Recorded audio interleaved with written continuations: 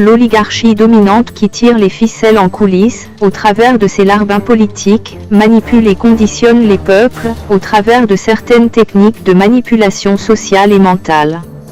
Cette liste se trouvant sur la plupart des sites internet, qualifiés de complotistes, conspirationnistes, autres méthodes pour décrédibiliser les contestataires.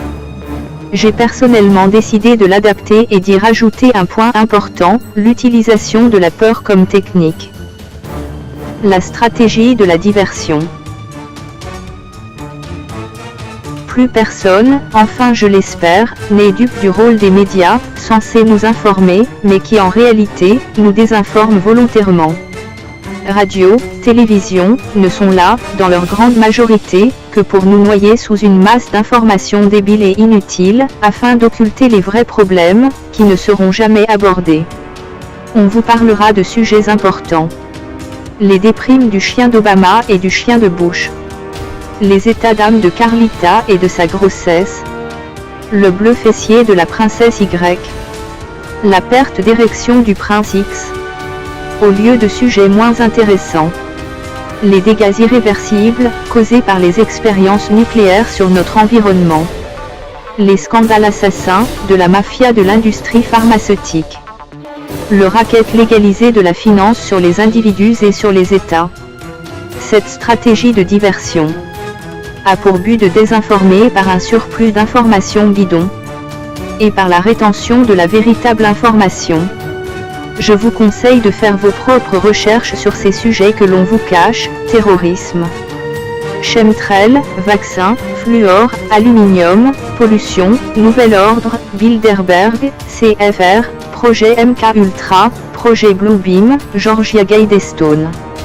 Auteurs intéressants, Serge Monast, Claire Sévrac, paix à leurs âmes.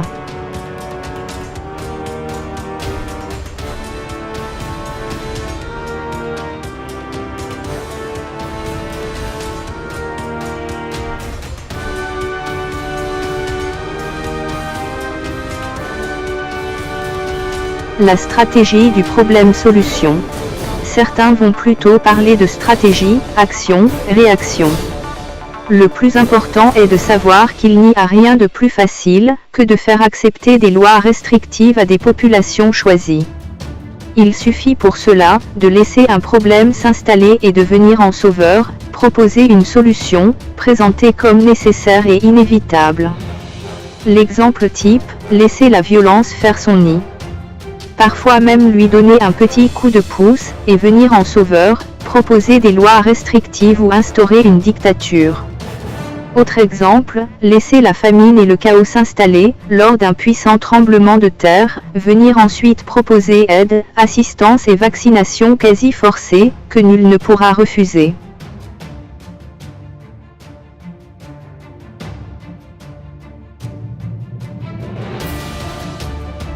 La stratégie du dégradé. À dose homéopathique, les masses populaires n'y voient que du feu. La meilleure méthode consiste à imposer une mesure, en la proposant progressivement, tout en matraquant les esprits de son côté inévitable et indispensable.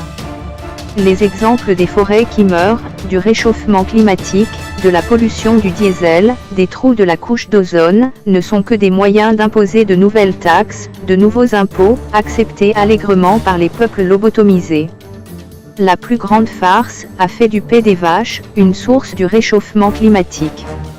Le citoyen manipulé émotionnellement est prêt à accepter sans réfléchir les sacrifices demandés, vu que cela se fait en douceur, par étapes et surtout que le paquet est bien ficelé. Un politicien mielleux va faire pleurer dans les chaumières en vendant la nécessité de l'aide aux plus défavorisés et la solidarité, en vous demandant de resserrer votre ceinture d'un cran, alors qu'il continuera à dilapider les deniers publics en repas de prestige à 5 000 € par personne, sans parler des millions pour payer sa retraite à vie, ses gardes du corps à vie, et je passe sous silence les avantages avant, pendant et après son mandat. Qu'il soit clair, je conteste l'hypocrisie et non la nécessité et le bien fondé, de la solidarité sociale et du partage équitable des ressources, dont je suis fervent partisan.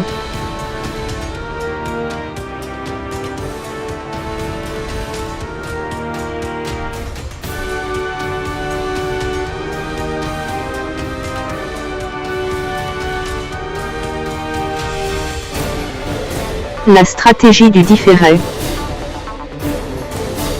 Qui de nous n'a pas entendu ce blablabla des politiciens? Il faudra consentir à des sacrifices, car le monde a changé, la crise est passée et rien n'est plus comme avant. Nous allons résorber le chômage, la dette, ce ne sont que des mesures transitoires et temporaires, blablabla. J'ai compris au fil des années que les politiciens devaient apprendre à maîtriser la politique du curé. Faites ce que je vous dis, mais ne faites pas ce que je fais. À ma grande consternation, je n'ai vu aucun politicien réduire ses rentes à vie, ou envoyer ses enfants servir de chair à canon pour défendre la patrie. Les stratégies d'infantilisation et d'abrutissement. La frontière entre les deux stratégies étant tellement fine, qu'il était plus simple de les combiner. Il est prouvé qu'en s'adressant à un adulte sur un ton infantilisant, on arrive psychologiquement à le faire régresser à ce stade. Observez comment les médias, les journalistes, les animateurs s'adressent à vous, comme si vous étiez des débiles profonds. Observez la qualité des jeux proposés, un crétin au QI de 10 arriverait à trouver la solution ou les réponses. Observez le niveau intellectuel, il part du nombril vers le bas. Plus ça rase le sol, plus le taux d'audience explose. Cela suffit aux producteurs pour nous bombarder d'émissions débiles de télé-réalité. Certains participants émergents de ces émissions sont devenus des stars médiatiques, adulés par des téléspectateurs en extase. Ce qui me gêne profondément, c'est le basculement de l'échelle des valeurs qu'on veut nous imposer. On glorifie la médiocrité, la vulgarité et l'ignorance et on veut nous les imposer comme référence. Il est plus facile de manipuler un citoyen ignorant qu'un citoyen conscient, qui s'informe.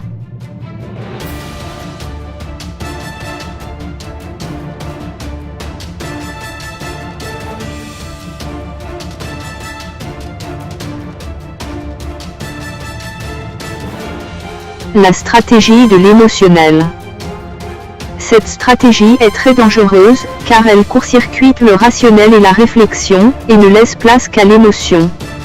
Renforcée par la propagande et la publicité, elle devient une arme redoutable. Alliée à une autre technique neuroscientifique, dite « stratégie du choc », elle transforme le citoyen ordinaire en zombie hébété qui accepte passivement toute décision. Ce fut le cas, lors du 11 septembre 2001. Avec le Patriot Act, ou lors des divers attentats dans le monde, ayant débouché sur des restrictions de liberté inadmissibles, en temps normal. Intrusion dans la vie privée, état d'urgence, abus d'autorité. La stratégie de la médiocrité. Elle apparaît dans les résultats finaux, découlant des coupes budgétaires dans la formation scolaire, universitaire et culturelle. Il suffit de voir l'analphabétisme et l'illettrisme qui augmentent au sortir des écoles publiques. Un enseignant avisé m'avait un jour surpris en faisant une boutade prophétique. Ils annoncent des millions d'enfants scolarisés, ils oublient de signaler les millions d'analphabètes qui ressortent. Il suffit d'observer qui sont les élites des gouvernements, leur nombre restreint, leur origine sociale et surtout les établissements qui les ont formés, ENA, HEC, Polytechnique, universités prestigieuses. La stratégie de la culpabilisation. Cette stratégie est aussi importante que celle de l'émotionnel. Elle limite les tensions sociales et inhibe toute révolte. En rendant responsable chaque citoyen de ses échecs, en le culpabilisant de ne pas réussir, de ne pas pouvoir s'offrir le rêve américain à sa portée. On casse toute tentative de remettre en question le système. Occupé à culpabiliser, le chômeur s'en prendra à lui-même, se rendant responsable de ses échecs. Il acceptera l'autoflagellation et perdra confiance en lui-même, et se soumettra aux dictats des services sociaux. Les autres citoyens, terrifiés par ces exemples vivants de chômeurs et de laissés pour compte, accepteront la perte des acquis sociaux, la flexibilité et autres régressions sans réagir, de peur de tomber dans la précarité. Les chômeurs et les laissés pour compte sont utiles au système, car ils servent de muletas, d'armes de dissuasion.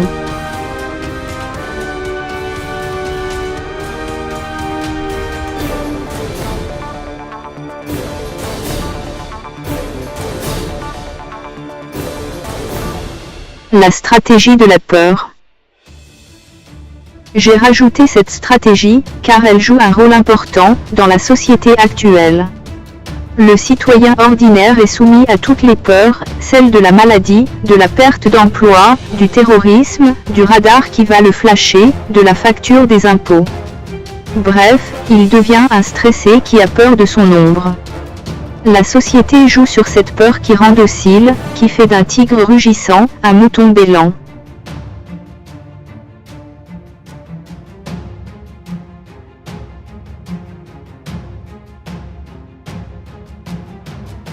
Conclusion. Je suis conscient qu'être confronté à certaines vérités n'est jamais agréable. Je suis convaincu que beaucoup de gens choisiront de continuer à bêler en regardant une télé-réalité ou mieux, un match de foot bien relaxant, entrecoupé de publicités rassurantes en se disant « Quel con de parano, ce mouton révolté, il faut qu'il arrête son délire. » Tout va bien dans le meilleur des mondes. Pour les autres, ceux qui sont conscients de cette triste réalité, je vous demanderai de partager cette vidéo, pas pour ma gloriole, car je n'en ai rien à foutre, mais tout simplement, afin d'éclairer nos semblables, sur la folie de cette société en plein délire. Récapitulatif des stratégies. 1. La diversion. 2. Problème-solution. 3. Le dégradé. 4. Le différé. 5. L'infantilisation. 6. L'abrutissement. 7. L'émotionnel. 8. La médiocrité. 9. La culpabilisation. 10. La peur. Un homme, une femme, averti en Val 2, vous ne pourrez pas dire que vous ne saviez pas.